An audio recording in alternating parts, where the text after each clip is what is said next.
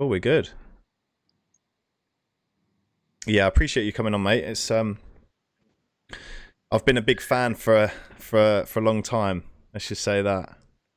Oh, Since that's you really nice. Thanks, man. since I started tattooing, definitely When did definitely you looked start? at. Oh, I started 2015, so I'd say uh yeah, about 6 years. This will be the sixth year, I think. Yeah, okay. Um, when did you start tattooing? I think well, I started when I was in London, and Hmm. I think I started soon. It will be soon 11 years ago, I think, something Really? like this. Wow, Yeah, yeah, yeah. yeah. That's wicked. I was So doing. I was studying music at the time in London. yeah. Mhm. So what was you at college here or? Yeah, yeah. I did a music degree Oh in wow. West London University. I think it's called. Yeah. I think it's called like that. It was in Ealing. So yeah, yeah, yeah. Wow. So you can play loads of musical instruments and stuff. Well, I can play one. One. Which one? I can play drums. The what, sorry? Drums. I can The play the drums. drums. Yeah. Oh Yeah, wow. yeah. Oh, actually, you know what? I have seen you play drums on your Instagram. I have Yes. seen you. Yeah. Yeah, yeah, Maybe yeah. someone asked me so long ago a video, so I posted something. Yeah, yeah. No, that's awesome, man. I did not know that. That's very good to know. I think as well, also having like a musical talent, it, it I think having that creativity from like a because I presume you started to play the drums when you was young, right? Yeah, yeah. Yeah, young. I started when I was 6 years old. Yeah. So I think if someone's showing a creative outlet at such a young age, anyway, I think being a tattooist, you already have um that kind of brain for it, I guess. I Yeah, I think it think helps. it's all really close. Any type of creativity like music, Mm. painting, tattooing, writing. I think it's all in the same box, really. Yeah, yeah. So, so when you started to tattoo, did you just pick up a machine, um, in a, I don't know, wherever you were staying in, like a household? Did you have an apprenticeship? Did you try and get an apprenticeship in a studio, or? So the way I started tattooing me, I've always been drawing. I draw since I'm very young Yeah. because my mom is a art teacher. Wow. Okay. So I had to be in it from the beginning, you know. Yeah. And um, and when I was in music school, a lot of people was asking me if I should try to tattoo. Mm-hmm. So I did buy a tattoo machine, and I started to practice on fake skin for like I think nearly 1 year Wow. in my Okay. You're in. and Yeah. and then after I moved to my legs, and then after I moved to people. That's Oh how it's yeah. pretty Yeah. Do much. you know what? So going from fake skin to tattooing on real skin onto your legs, did you find that much different? Because I Yes, did. I yes. found it. I actually struggled to tattoo fake skin because I'm so used to tattooing straight onto real skin. I find it Hmm. quite hard tattooing fake skin. I feel like you have to because you're so drummed into like tattooing real skin. You don't want to overwork the skin, so you try and you try and achieve what you need to achieve with is little passes as possible. And then on fake skin, it feels like um, you almost have to really go over it a lot for Yeah, it to it's get pretty in. much like tattooing on fake skin is pretty much overworking all the way through, you know. Yeah, Like yeah, especially when you have to do like all the saturation and the blacks, you need to go back over it a couple of times. yeah, And but for me, the more difficult when I moved to my legs and into real skin was the stress, you know, to yeah, know yeah, that you are marking something that's gonna stay there after. yeah, And this yeah, was really difficult to deal with, to be honest. And but after when you start to get used to this feeling, you can start working more on the actual tattoo and less on your stress, you know. yeah. That's it. Yeah, you get more confident, don't you? Yeah, yeah, you get used to this feeling, really. Yeah. Okay, so going on to techniques. Now, I've watched a couple of your live streams on Instagram, and I have asked a few questions. I have jumped into that question box, and what would you say your technique is? Is it do you, because I know you tattoo with your machine at quite a low voltage, don't you? Yes, really low voltage. Yeah, I think on the live stream it was like Low Volt Gang or something. Yeah, we try to make some fun with that, because it's true that you have different type of tattoo artists. You have the one which use really low voltage, and the other is like kind of high voltage. Oh yeah. I think I'm in the high volt gang, to be honest. But I think it's because I have quite a high hand speed, so I try and sort of find the balance between using my hand in a fast way. I think it's just a natural thing that I do, because I've tried to slow my technique down, but I just find myself almost going back to my natural sort of speed. I think like a lot of people on my YouTube actually say that I'm rushing it, but I'm not. It's just I feel like if I slow down, I'll almost lose details, because I'll be overthinking about it. Do you know what I mean? Yeah. That's definitely, like, everyone has a different way of working. This is the truth. And the machine, the voltage, and what machine you use, what needle you use, need to depend on your own hand. It's all need to fit the way that your hand is moving. Yeah. So if you have a fast hand, of course, you need a faster voltage. If you have a slower hand, it's better to use a lower voltage. Yeah. So of course, it's all different. How do you say, gears, and really help. Yeah, and I think.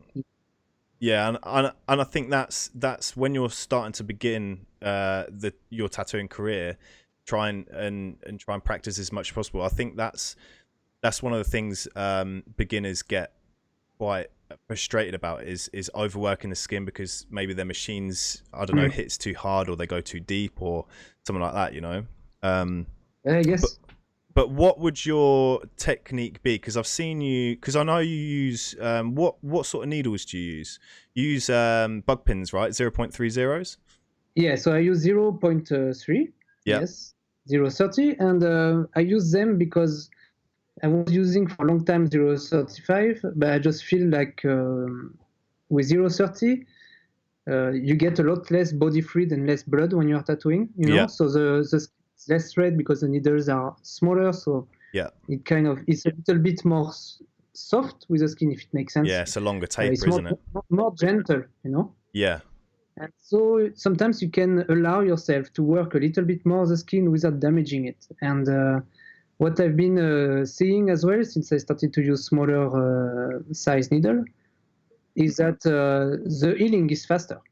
So the tattoo is healing faster because the skin is not as open, The pores of the skin are not so open, and so it heals faster, and you have less problem with maybe infection or things like this, So it's I would say it's a little bit more difficult to saturate with them, but the final result is better overall because you have a better healing with them. Yeah, I feel that. Yeah. I definitely feel from going from a 0.35 to a bug pin needle is I almost have to do maybe 1 or 2 passes more to actually saturate the skin like I want it to. Yes. So when you work as well, like you work with opaque greys, don't you? You've got your own ink setup out. So yes. It's called Noir Ink Set. It's from World Famous. Yeah. Yes. And when I find I struggle to put like really light tones into the skin, like whites and like the really light opaque colors. How do you do that with such ease? Or like, because I feel like when I tattoo that into the skin, it's almost like it gets really red, and it bleeds, but I can't really see it straight away as if I was using like a light grey wash. Yes, I see what you mean. Well, I think the difference with grey wash and grey color is that you might push a little bit more on the skin. Yeah. For me, I think one of the big mistakes we see in tattooing sometimes is that a lot of the overworking the skin doesn't come from the fact that you are working too deep or you are pressing too hard on the skin, but it comes more from the fact that the first layer of the skin is totally overworked and is breaking. Yeah. And so after, when it's healing, that's where you have problem with the overworking effect of the skin. You know. Yeah. That's where sometimes you get big scabs and you lose ink there. Yeah. But I would say, like, if you want for sure to saturate more easily, it to be to use small groupings of, for example, small magnums, maximum maybe 11 magnums of edge. Yeah. I don't really often use bigger than 11 really. Really? Well, even on your big pieces that I see you do, because I think I tuned into your live stream with it was the Fight Club, wasn't it? The Fight Club Brad Pitt. Yes. Yeah. What? So the maximum needle that you used on that was an 11. In this one, I think I used 9 maximum, the biggest. Wow. Mm-hmm. Wow, that's crazy. So that's the thing. Like, it's not because you have to cover a larger area that you need to, particularly a larger needle. You will take a larger needle if you feel, for example, when you're using your small groupings, that the ink is going in really easily. Yeah. So maybe this type of skin is going to work with you're going to be able to achieve saturation with a larger magnum. But not all the skins like this. Some skins are more thick or more difficult to tattoo, more difficult to put the ink inside. Yeah. So you might need to simply stick to the small magnums. It's going to feel like you're going slower, but you're putting the ink in straight away. So at the end, you're going faster. Yeah. Because ultimately, you'll be using less passes to put that ink in. Yeah, exactly. That's really interesting to know that, because I thought, for me, using, do you find it's different using that kind of needle grouping between the opaque greys that you use and like a normal grey wash? Or is it exactly the same? I use the same needles. Same voltage. It doesn't change a lot. Just sometimes when I have to do certain gray tones with gray colors, I push a little bit more, and I cross. I do a passage, for example, vertical, horizontal, and diagonal to saturate very well. Yeah, so you like cross hatch it. Yes. Usually, if you really work inside the skin, so you're not staying on the top of the skin, really pushing quite a little bit on the skin with your magnums, and you do like different paths in different direction, like 2-3 paths usually, and it's fully saturated. Then wow. What? So you're saying with a smaller needle, you like a smaller group, and you don't need to push as hard as you would with a larger one. Yes, but anyway, even if you push hard with a big magnum, you're never gonna have the penetration power of a small grouping. Yeah, because there's more surface area. So needles which are pressing, try to think like the people which are laying down on the needles, Yeah. It's the same. They're not going through, but there would be 3 needles. It would just go through the skin. It's exactly the same rule with magnums, really. Yeah. So what do you what machine do you use? Because I've seen you've got a signature one, haven't you? Yes, I have my signature machine with Sunskin, which is a hard hitting machine, 3.7. So it's really versatile. You can use it to make gray wash. You can do really strong saturation with it because it's really powerful. Yeah. I would say that it's definitely not. It's maybe not at first the more easy machine to use, because the engine is very strong. It's really direct, so you can, if you don't put the ink straight away, for example, you might overwork the skin a little bit. But me, I really enjoy working with it because I can put the voltage really low and push really nicely on the skin and put the ink, like I said, in one pass. Yeah. After I use as well Bishop. Yeah. Shop the wand. Okay, yes, that's got a 4.2 stroke, isn't it? Yes. Yeah. It's 4.2. I really like it, but sometimes the missing I would say about this one is just that because the stroke is so big, when you have to make, for example, really smooth shadings, you get the marks of the magnum in the skin. Yeah. So that's the only reason why I don't use it all the time. But I use it a lot, especially when I have to work on placement, like the inner upper arm, for example, where the skin is like really elastic. Oh, okay, yeah. And when the skin starts to bounce around when you are tattooing, when you have a very long stroke, it's really useful. Yeah. So yeah, for now it's the machine I use when I do this kind of placement for sure. Yeah. So your recent Instagram post, I'm just going to get it up here. It's actually on the screen right now. It's of that. It's almost like a clown girl, isn't it? Yes. So what needles did you use for like around the eyes and the nose? Do you use mags for like the eye area? So for the eye area, all the shading parts which are quite smooth will be done with 5 Magnum soft edge Yeah. or 7 Magnum. Right. Okay. And Yeah. all the texture, mainly the texture is done with 7 shader. This is a needle that I use all the time. The 7 round shader was that? Yeah, 7 round shader. Yeah, 0.30. 0.30 as well. Yeah. Okay. What that's like on like the Okay. Yeah. Wow. So like the eye pupils and stuff you would use, and like the eyelashes and stuff you would use a mag as well. No, I would use a 7 shader for this. Yeah. All the details are done with a 7 round shader. Yeah. And everything looks more smooth and more like a shadow. It's all done with a 7 Magnum soft edge or 5 Magnum soft edge. That's really good to know. So you don't really use liners? No, liners. No, I don't use liners simply because it's more easy to cut the skin, with it. Yeah. And especially in realistic, where we are not doing a line and staying in the same place in the skin. We are trying to make textures and play with the depth a little bit. You can easily, with a liner, create blow in the skin. Yeah. Because you might go slightly too deep at one point and straight away it's going to blow. And the difference with the shader is that because they are straight down on the skin, you have a little bit more pressure to play with. Yeah. And this avoids going too deep and cut the skin and getting these blows in your details. So sometimes when I use small needles, I will use 3 shaders, for example. Okay. Really, that would be. Yeah, so that's like the smallest sort of needle group, and you would use a 3 round shader. Mm-hmm.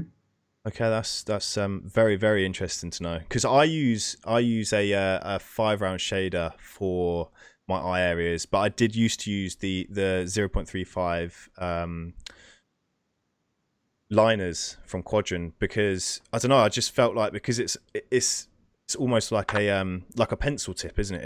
It's nice and sharp. It's this, that, and the other. And then as soon as I swapped to the 5 round shader, I felt like my work did heal a lot better. Especially using the bug stable touch for sure. So like, do you know on like on the face, it looks like you've used white ink. On the whole clear area of the face. Yeah. Was that just skin tone? Yeah, it's empty skin. Yes. Empty skin. Yeah. So you use a lot of negative space in your work to create that contrast, to make it super realistic as possible. Yes, exactly. Like the skin tone is the lightest tone of the piece. Yeah. You can saturate it with white, but it's not that it can get yellow, because today the whites are getting really good, and especially if you use really diluted white, really liquid, Yeah. But it's more that, for me now, what I understood is that from the moment you are touching the skin with the needles, even if it's a clear tone, when it's going to heal, it's going to be darker than the skin itself anyway. Yeah. Especially if you are doing it with to saturate, like with a Magnum. Yeah. And so the best really to get this really light effect when it's healed, it's really to leave the skin as empty as possible in these areas. Yeah. Wow. Okay. So what was I going to say? So you use white highlights in the eyes and sort of the wet sort of areas on the and for white you just use normal white, or is it in your set as well? So it's pretty much just the portrait white. It's a white which is really created, and so it's really good because it avoids the fact that it might have some chance to get yellow, because it's not so pigmented. Yeah. And it's easy to put in the skin as well, because it's really liquid. So yeah. Oh, cool. So do you have when you design your tattoos, What program do you use? Do you use Photoshop or Procreate? Yeah, I try to make them with Procreate, but I've been using Photoshop for so long. Yeah, yeah. I'm spending so much time to try to understand how to do something on Procreate. So I do my visual on Photoshop, and I just make the stencil on Procreate. Yeah, wicked. Yeah, so like you make a digital stencil, and then do you because you can buy these inkjet printers now that straight off print the stencil. Yeah. Do you use that? Yeah, I don't. No, I don't use this. I think the stencil moment is really important, because this is where you learn what you're going to be doing the day after, for example. Yeah. So I'm kind of seeing this moment where you are learning about your reference, Yeah, it's all like I like to think of it as like a F1 driver. He has practice rounds, he has qualification rounds, and he has practice rounds to get used to the track, to almost tune himself up ready for the race. It's almost like that, isn't it, in tattooing? Yeah, it's exactly the same. This way you can already know when you're doing it, thinking like, okay, I'm gonna do this first, I'm gonna move this way, I'm gonna leave these details for the end. Yeah. Here I need to be careful because all these tones are kind of mixing together. I'm gonna have to be careful to understand what I'm gonna be doing. Yeah. So I think it's really important, and we see a lot more in tattoo realism. More and more people are just, like you said, printing the picture on the skin. Yeah. For me, it's already we kind of using computers and stuff like that. Before it was not like this in tattooing, and this is the next step of just burning the steps. Like you just you put it on there and you try to do as good as you can. Yeah. But I think it's killing a little bit the process. Yeah, I'm exactly the same. I like hand stenciling as well, but I find that I get more detail in a digital stencil, which is the reason I do digital stencils. But if I could get as much detail as I can in a digital stencil in like by hand, I would 100% do it, because it almost gets your hand muscles moving the way that piece is going to be tattooed. Do you know what I mean? Yeah, for sure. You get used to it already. And speaking about the fact that you can like, for example, if you print a stencil and it's slightly different on the day, you can reprint it. You don't have to worry about keeping the stencil if it's a piece which is done in several days or stuff like that. You can just print as much as you want. So it's pretty cool. Yeah. So do you dilute your ink sometimes or not, or is it just straight from the bottle?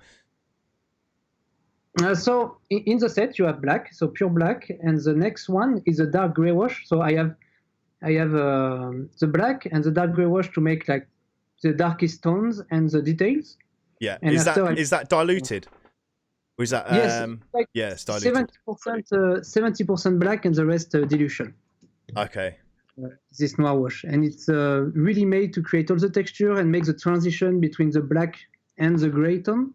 Yeah. And if I want a gray color slightly darker than the gray which is in the set, I kind of dip between these two bottles, the diluted black and the darkest gray tone. Yeah. And this way I have one more gray color to play with. Yeah. So your lightest tone is what? It's like a 10%, I suppose, isn't it? Or is that the lightest tone in your set? I suppose it would be like a 10%. It's a gray color. It's a gray color in set. And but I have as well, when I do my palette on the table, I always put another white. So I put two white at the end. Yeah. Because again, it's one white that I'm gonna go deep in if I want to get a really lighter gray than the one which is in the set. So so you can play a little bit. You don't have to follow exactly how the pots are. Yeah. What white do you use again? Just a portrait white. Yeah, portrait white. Yeah. And those two ink caps at the end, do you dilute them, or is it just straight from the bottle as well? Straight from the bottle, but at the top of my grays there is always a pot of diluted water, dilution or distilled water. Sorry. Yeah. And I kind of go deep in there when I want to have the ink slightly more liquid. Yeah. You can to make your transition between one gray to another, or to make quite a long smooth shading with one tone. Yeah. So yeah. Awesome. It's a bit playing. It's really a way of working between gray wash and gray color. Really, it's both technique mixed together. Yeah, yeah, that's sick. So where does your inspiration come from? Like, what other artists do you look up to? So the first artist for sure that when I started to tattoo, it was Matteo Pascolin. Yeah. It's a good friend now, and he's still for me one of the best, probably the best black and gray artist in the world. Yeah, But I love Ryan Evans, for example, from New Zealand. His stuff's so smooth, isn't it? Yes. I love Carlos Torres. I think all these artists are, I mean, like the foundation of what we are doing today. Yeah. There is so many. Dimitri Samoin. I don't unreal. think there is one tattooist in the world, and he's not looking at him like the true master of the world. Yeah. But there is so many names really. So what do you do to get better? Like, how do you push yourself to that next level? I mean, to be honest, I think in my eyes, I can't see. I think your style. I think you've achieved pretty much a perfect style of tattooing for me, which is why I followed you for so long. But how do you get better? Like, do you like? Obviously, for me, I've got to a level, and then I'm right. I think, right, okay, I'm gonna, I don't know, try this needle out, see if it helps me achieve, a tiny bit smoother, or if it's easier to get into skin. I'm gonna try this set of inks because I like how this guy's works healed in that tone of skin. So maybe I'm gonna try that. Do you watch other people tattooing as well? So. Well, I share a lot with Matteo, for example. We are really close, and it's true that we are always at the end of the day sending each other the work that we did and say, "Look, what do you think?" and stuff like this. So we are speaking a lot. But to be honest, I think in tattooing, we're always going to be looking to become better at what we're doing because perfectionists. There is so many different things like how the tattoo is going to heal, and sometimes you get this skin which. Is difficult to tattoo, and you want to make sure that the next time that this type of skin is coming, you're going to do better than this. Yeah. And as well, there is the time and there is all the details. I think when you do pure realism, it's what we need to worry about. It's how the tattoo is going to heal and how we want to make sure that this tattoo is going to stay as long as possible perfect. Yeah. And this is where there is a lot of work that still need to be done. And yeah, but there is always something like you can always get better at it for sure. I think it's quite important to not really like what you do because me, for example, I hate everything I do. But but it's good because you always want to succeed to do something that you're gonna like, So this is how you can get better at it. Yeah. See, I think I've had. There's a soldier piece I did. That's probably like for me. I'm like, okay, that's cool. And at the time, I was like, wow, like I surprised myself. I got all the detail in the face and stuff, and like the texture I wanted. It just came out perfectly. And then, like I look back at it now as I'm scrolling back through my work, and I'm like, oh, maybe I could have changed that. Maybe I could have changed that. And then you start to sort of think, oh no, like maybe I'm bad. I don't know, like you know what I mean? I'm constantly battling with myself to try and achieve that perfect style, Yeah, but I think it's a good thing, if you say if you think that, it means that you are really in the search of getting better. And you are in the search of your art, you're trying to really understand what you're doing and you want to go forward. And I think it's great. I think it's a perfect way to be. Yeah, no, that's good. So tell me about your studio. Where in France are you? So I'm situated in Clermont-Ferrand. It's it's not really famous. You know probably what comes from here. It's the tires Michelin. Yeah. Awesome. Well, it comes from this city. Okay. It's pretty much right in the center of France. It's in the countryside, really. There is nothing. And so is it quite a populated area? Yes, we are. I think it's around like 300,000 people in the city. Okay, so it's not so small, but it's not easy access. For example, if you want to come by train here, there is no like fast train. It's going to take you 4 hours from Paris. Yeah. There is just a little plane coming every day, and that's it. Yeah. Yeah. But it's cool. it's a great place to live. In France, I will not live somewhere else. Pretty much. Yeah. Yeah. Yeah. I mean, I've never been to France, to be honest. But I've heard that Paris is quite a dirty city. Yeah, I know. I hate Paris. I mean, for me, I have two home. It's Clermont and London. You know, that's Yeah. it. Yeah. So you've got a studio coming out here, haven't you? So yes, it's a studio. We've been working on it for like, I think, a year and a half nearly. But because there was Brexit, then there was Corona, then Corona got better, then there was Brexit again because I was starting to say again that there would be no deal, and then there was Corona again. Yeah. So it's crazy. And right now we were supposed to come because everything is done, everything's ready. We are working with a friend of us, Ben Lakin, which is doing no regrets tattoos as well in UK. Oh yeah. And we are doing this with him because as well as Brexit is getting quite difficult, so we will have someone which is doing visas for the artists which are coming from abroad. Yeah. Which is something that you're gonna need now in UK if you want to work properly. Yeah. Even for guest artists. So we're doing this with him, and we had a really beautiful place in Shoreditch. Yeah, Shoreditch. It's like a full floor for like around 10 artists, something like this. But we didn't. When we saw the new wave coming, to be honest, we decided to wait until we rent it. Yeah. And it was a good thing because we don't really know when this is gonna finish for now. Yeah. So how many? Yeah. Sorry, mate. Go on. No, everything is ready. Ready, yeah. Yeah. How many artists are going to be there? So artists, to be honest, I hope to be able to have like around 5 resident artists. Yeah. Yes, and the rest guest artists. Yeah. So it's a pretty big space then. There is a private space, so there is no access from the street. So it's a calm environment. Yeah. Me, I know the way I work in France. I don't do. I usually don't count my hours, and I want to have a place where artists can work until 3 o'clock of the morning if they want to.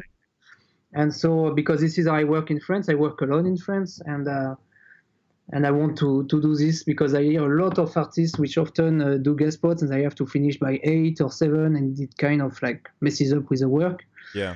And I think it's important to do something. To push the art, you know, the love of the art. Yeah. So yeah.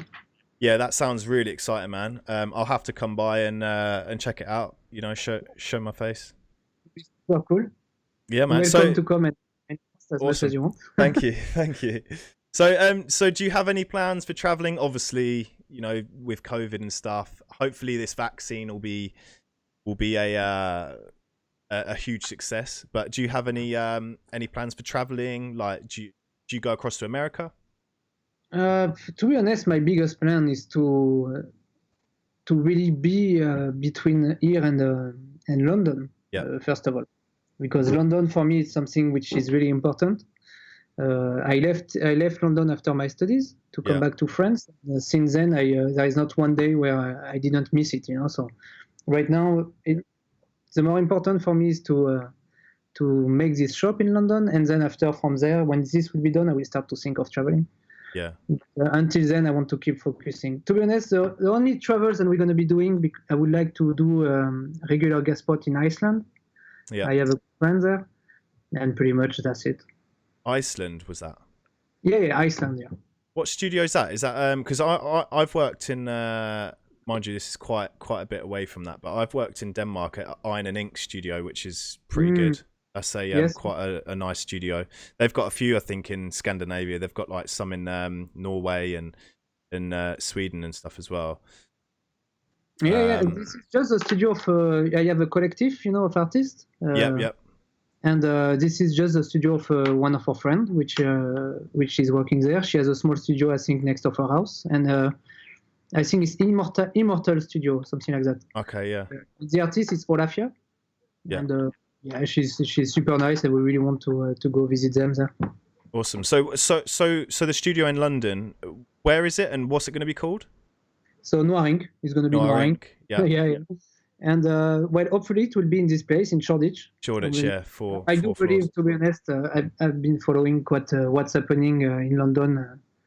I mean, like, I don't think people are gonna go right now rent everything. So I'm sure it will be still available in case we will find something else. Yeah, awesome. And then I suppose you'll update everyone when that happens, or if that happens. Yes. I actually started the page. I'm going slowly with it because everything is slow at the moment, so I'm not pushing. But I started a page on Instagram, Noir Ink London. Okay, cool. And I'll have to check that out and follow it, and then share it on my Instagram as well. I'll probably put it in the description as well on this. I started to share a few artists and already said to me that they're gonna come. There will be Matteo Pasqualin, Elliot Koek. Yeah, he's sick. I love his work, Elliot. A lot of friends from a bit everywhere. So awesome. Yeah, that's really exciting, man. So what's happening for the future apart from your studio? You've got an online seminar coming out, haven't you? Yes, next week. That's what I was telling you today. Like, I've been at the front of my computer all this week. My wife as well. She's working on editing the videos. Me, I've been doing all the voiceovers. I've been writing all the fairy part. Yeah. Taking ages. So this seminar is in two parts. So there is a part that I did in September already, which was available, and I did a second part adding to this one, where in this second part, I'm going closer to all the academic approach than you will have in an art school usually, like someone I want to learn how to paint. Yeah. And because for me, I think this is, in my opinion, this is really the next step in tattoo realism, to make people understand that there is no difference between painting on a canvas and tattooing on the skin. It's just another canvas. And so you need to have the same approach. That if you would like to learn properly, for example, how to do academic drawing or portraits or things like this. So in this seminar, I'm really trying to speak about all this and to give some elements to use in tattooing. Yeah, that's cool. So do you have what paints do you use? Oil painting? I do paint oil, yes, but not a lot. I don't have a lot of time, but during the first confinement, I had a lot of time, so I did paint quite a bit. Yeah. Since then, after, I had to tattoo like crazy because I had to rebook everyone, and then I had to prepare the second the new seminar. And right now, during the second lockdown, I prepared this seminar. So I didn't have time since March really to. So have you got any spaces left on this seminar? Yes, of course. Because to explain, the seminar is online. It's not live. Oh, okay. It's pre-recorded, and it's all like, if you want, it's like a book that you're going through, and you have the videos and description and explication and photos and everything, and this is accessible by a login on a website, a private website which I'm making. Yeah. And people that are doing the seminar have access to it for 1 month. Yeah. So they can rewatch it. I think you need definitely 2 full days or more, because you already have 16 hours of tattooing with me commenting over it, what I'm doing. Yeah. Plus all the explanation before of my technique, of what needles I use, why machine, academic approach. There is a lot of stuff. Awesome. So it's pretty cool. So yes, there is still space, of course. Space, yeah, cool. Okay, so the last question, that's gone very quick. It's nearly 40 minutes now. But the last question I'm going to ask you is, what advice would you give a beginner tattooist wanting to become successful at tattooing? Well, for me, I always say the same thing to people that would like to get into tattooing is, first, if you are not really good at drawing, I think the first step is to get into drawing. You see what I mean? Yeah.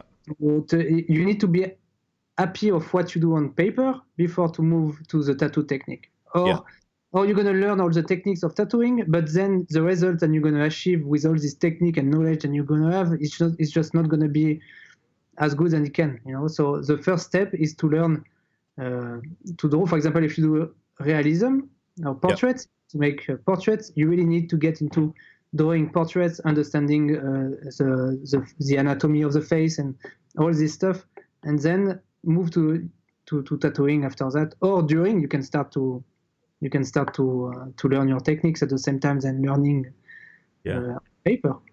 But Awesome. I think as well as another thing I say all the time is like to not burn steps, to not go faster, to do it as well for the right reasons, because tattooing is a job today where there is no one to control what's happening. Like whoever pick up a machine, whoever buy or rent a property and open a tattoo shop, and that's why we see so many horrible stuff being done. Yeah. And so you need to really take the time to not burn the steps and do it for the love of it and to do it in the right order. Yeah. You don't. A lot of people are gonna hate me for this, but you don't particularly need to go to be the beach in a tattoo shop and wipe the floor. You don't need this. If you're really passionate, you can do it slowly. You don't need to tattoo people. You can tattoo on fake skin. I have a friend in south of France now. I tattooed him a long time ago. He wanted to tattoo, and I think it's been like 4 or 5 years. I see him practicing and practicing and practicing on fake skin. Yeah. And he still didn't go onto the skin, but he's getting popular on Instagram because he's doing things in the right order. Like people are looking at him thinking like, you are working hard. It's amazing. Yeah. And that's what I think. I think you just need to do it for the love of getting the art and stuff. Showing something good. Not just not being. I hate that word, but a scratcher, because this is what it is. For me, a tattooist with tattoos since 15 years and still tattoo like shit. Yeah.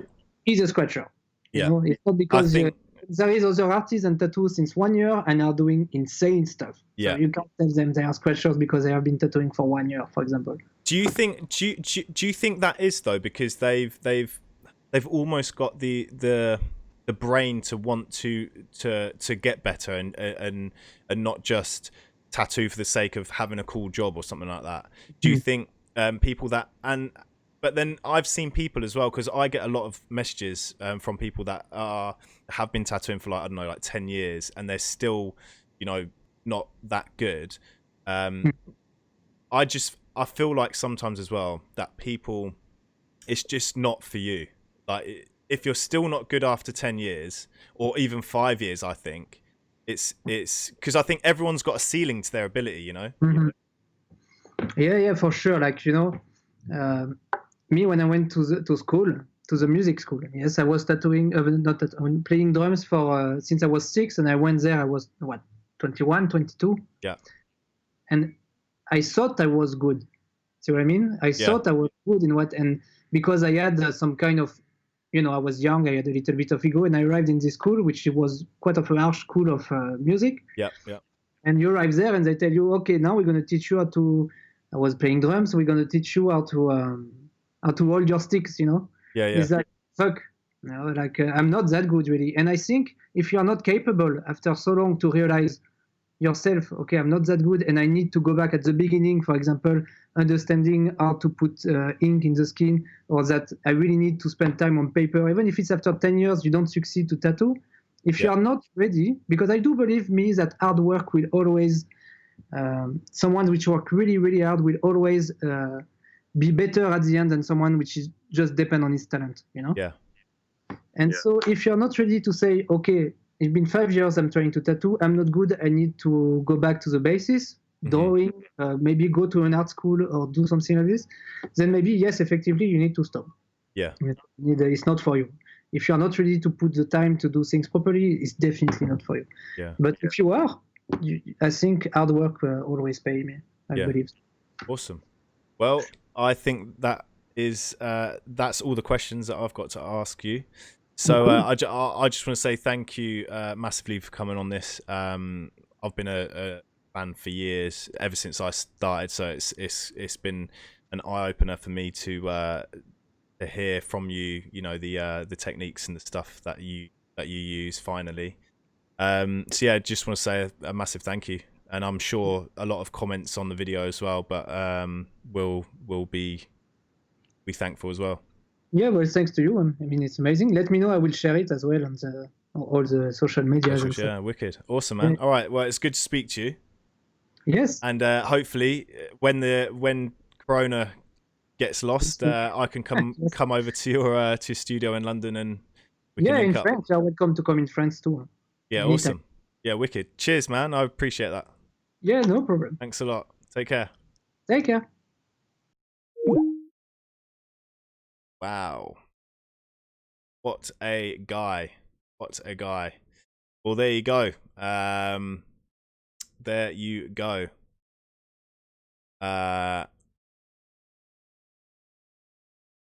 It's going.